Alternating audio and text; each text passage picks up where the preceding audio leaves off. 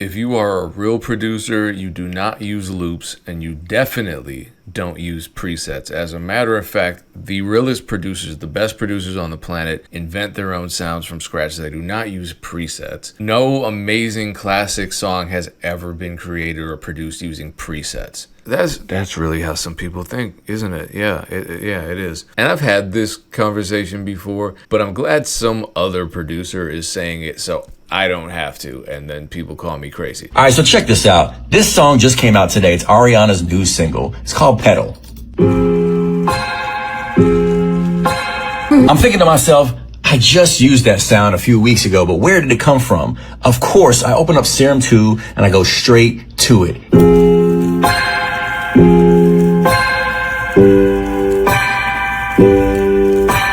The point I'm trying to make here is that being a great producer isn't just about playing a million different instruments and creating your sounds from scratch. No, if you can do that, more power to you. That's amazing. It's about developing your ear. If you can recognize the perfect sample, loop, or preset and then know exactly when to use it, that's a superpower.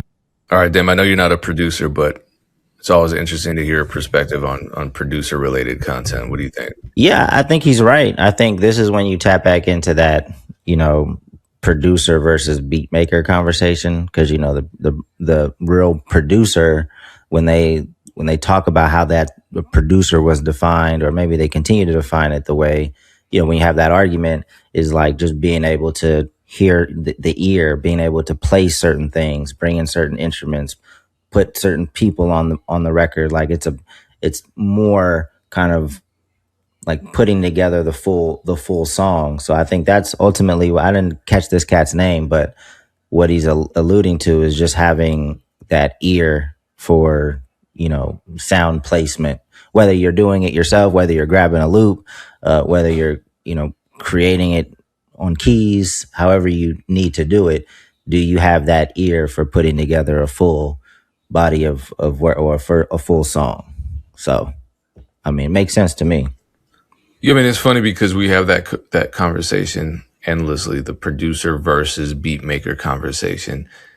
And then once you get past that conversation, there are the people who will claim, well, you're not a real producer unless you're doing all the sound design, or unless you're playing all the instruments. And these are not complementary conversations. These conversations are in conflict with each other. And it's just all about cutting people down. I don't see the point of it.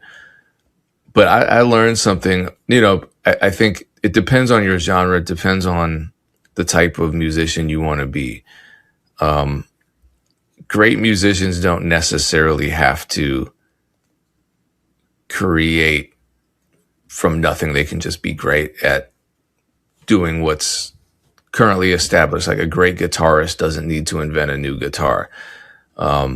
And a great beat maker or producer doesn't need to invent brand new sounds. They can simply just be a great guitar player who makes guitar-based beats with bass, like the regular instruments.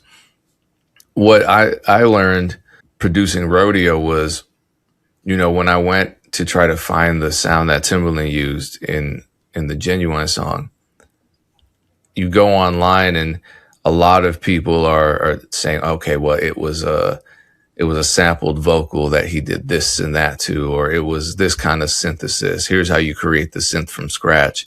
And there was so much mythology surrounding it. I was like, oh man, this is deep. And then when I finally figured it out, it was because of, oh man, who Dilio, shout out to Dilio 2K. He had the actual old school EMU ROM. I have some of them, but I don't have that one. And turns out, anyway, long story short, it wasn't synthesis. It wasn't a sample. It was just a preset from one of these old EMU sound modules.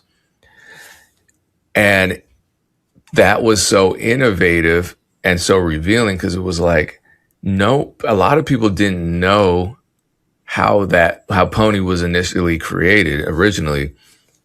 And so they created this mythology around it because the beat was so dope.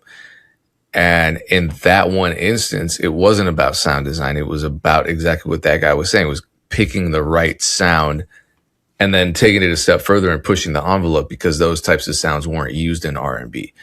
So that was the brilliance of what Timbaland did at that point.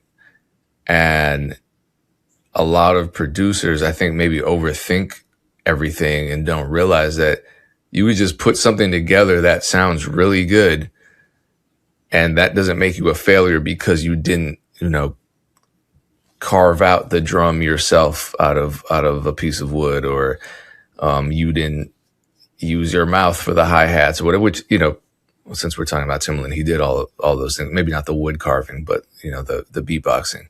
That was kind of one of his signature aesthetics. But a lot of folks get really wrapped up on who's real, who's authentic, who did this, who's original, and ultimately, if you make good music, a lot of what you're doing as a producer is just developing your ear and being an amazing curator.